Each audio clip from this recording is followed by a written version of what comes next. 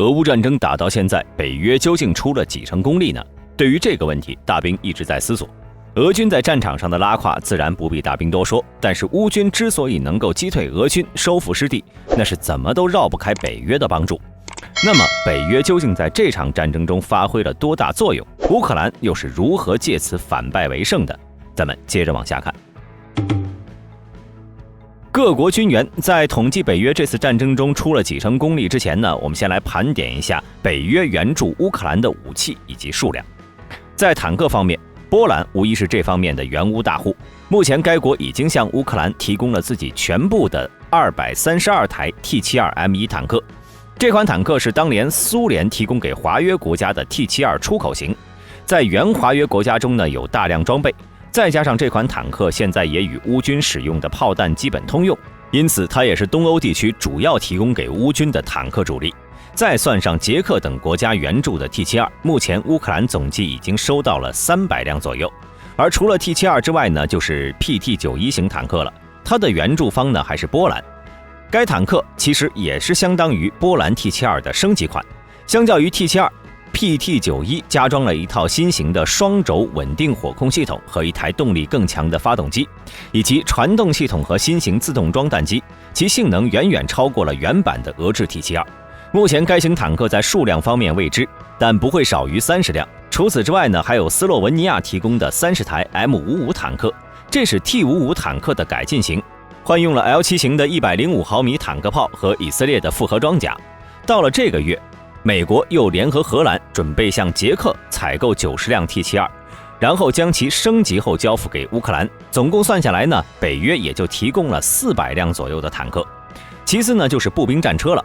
美国向乌克兰提供了300余台，国民警卫队直接转交的 M113， 荷兰呢是提供了200余台储备的 YPR765。另外，波兰、捷克、希腊、保加利亚等国也共同为乌克兰提供了超过300辆 BMP1 型和 M80A 型，总共也就只有800多辆。而在轻型装甲车方面呢，英国向乌克兰提供了30台斯巴达人装甲车和60台哈士奇装甲车，澳大利亚是提供了60台大毒蛇装甲车，挪威则提供了10辆伊维克轻装甲车，土耳其提供了50台 Creepy 装甲车，总共提供了230辆。至于剩下的那些悍马、皮卡、SUV 之类的，则不计入在内。然后便是目前俄乌战争中的大头——火箭炮和火炮。这类武器相较于前面各国援助的数量是比较少的，型号也是杂乱无章。美国在援助了22到24门的 M142海马斯远程火箭炮之后呢，又联合英德两国为乌克兰送来了12门 M270A1 远程火箭炮。以上装备也都被乌克兰用于弥补自己导弹19旅的损害。而在榴弹炮上呢，美国和加拿大则给了100门 M777A2 型榴弹炮，德国和荷兰给了18门 PZH2000 榴弹炮，法国给了24门凯撒榴弹炮，波兰给了36门 Krab 榴弹炮，挪威给了22门 M109A3 GN 榴弹炮，捷克给了18门祖扎纳榴弹炮，瑞典给了6门弓箭手榴弹炮。不过到现在似乎还没有到货。英国又给了36门 L118 型轻型榴弹炮，爱沙尼亚可能援助了24门 FH70 型榴弹炮。以上火炮总数是达到了284门，而且绝大多数都是大口径火炮。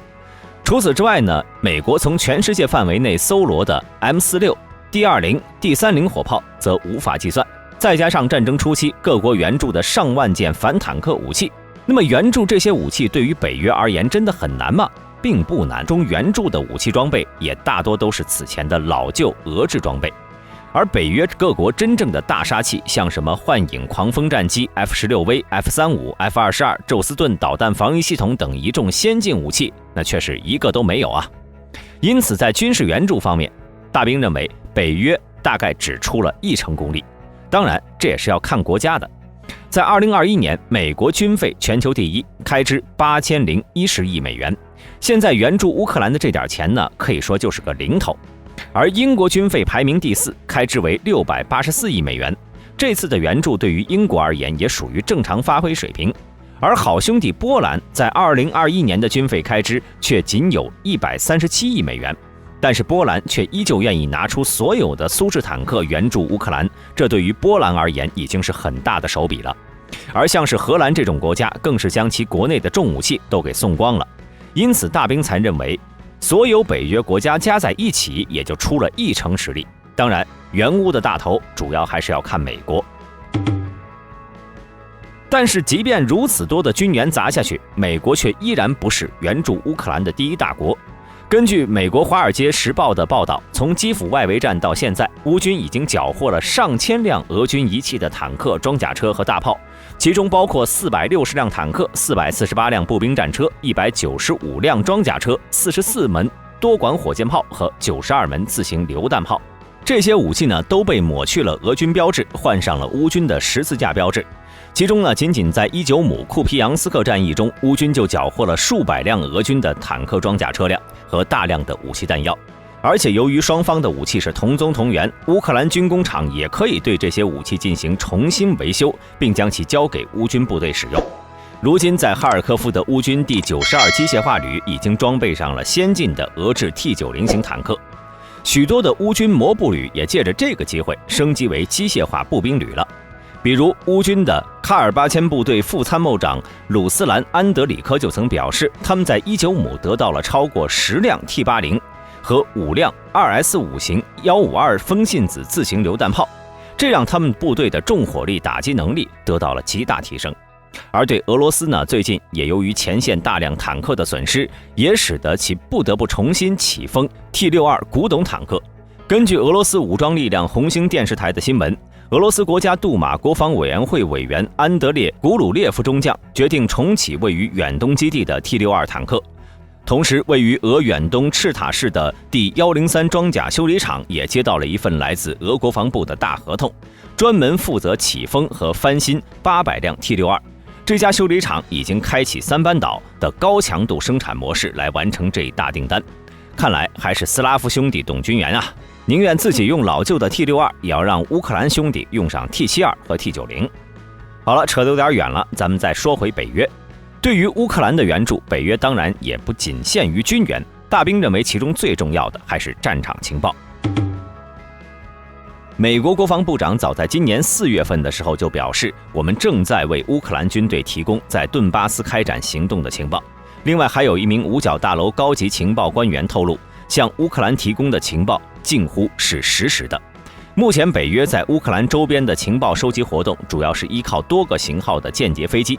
美国有线电视新闻网在3月份披露，北约出动大批预警机，每周要执行超过20次的巡逻任务，以确保没有不友好的飞机飞向北约领空。例如，美国国家利益网站就曾发文表示，在开战后的3月13到3月31号之间，北约和瑞典军机在乌克兰附近进行了频繁的侦察活动，多种侦察、情报和电子监视特种飞机沿着黑海、乌克兰和白俄罗斯边境的密集飞行，其中出动的包括 P3C 反潜巡逻机、EP3E 电子侦察机、RQ4 全球鹰、P8A 海神巡逻机、RC135系列侦察机、E8C 战场指挥机、E3C 预警机等多种机型，约半数都是美国军机。至于如何处置这些预警机获得的情报，则是由北约成员国自行决定。显然，北约此举呢，也是为了绕开情报仅提供北约成员国的限制，帮助基辅削弱俄罗斯的战场信息优势。而除了专门的情报收集飞机外呢，北约派往乌克兰附近巡逻的战斗机同样也肩负着类似的任务。法国方面透露，早在俄乌战争爆发之初，法国的阵风就依靠加油机的支持，在波兰上空维持着每天长达8小时的连续巡逻。依靠先进的机载雷达和传感器，他们可以收集俄军战机在乌克兰上空的部署情况。除此之外，美国部署在波罗的海3国的 F-35隐身战机也在执行同样的任务。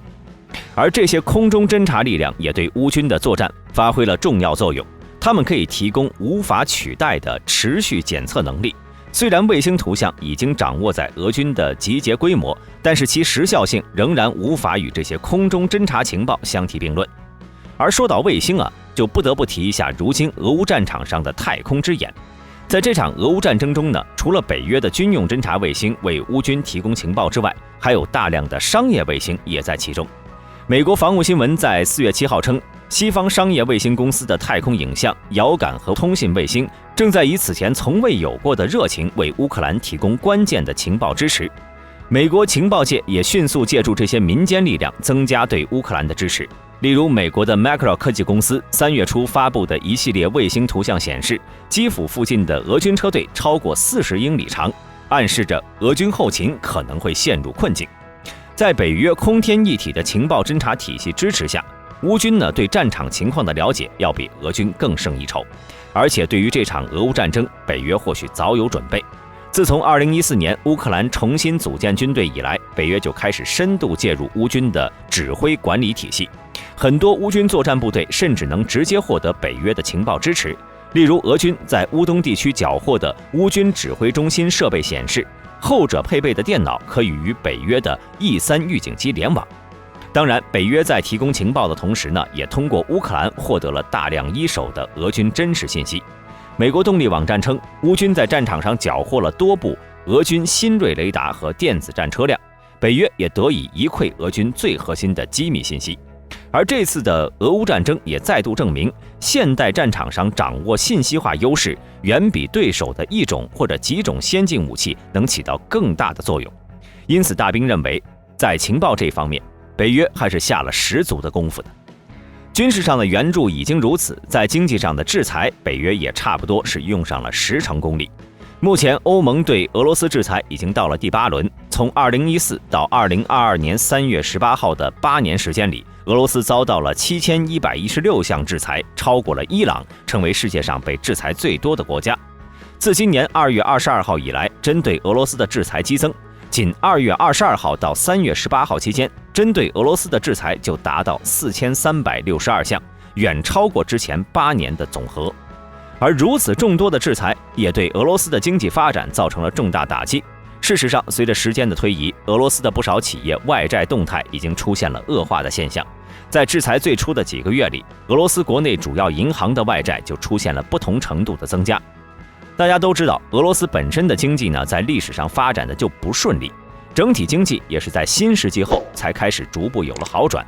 发展时间也就10来年，根基很不稳定。这一波制裁下来，俄罗斯国内的经济发展又不知道要倒退多少年了。好了，本期视频到这里就结束了。大家认为北约在这场俄乌战争中究竟出了几成功力呢？欢迎在下方的评论区留言。喜欢本频道的朋友，请点击下方的订阅按钮。我们下期再见。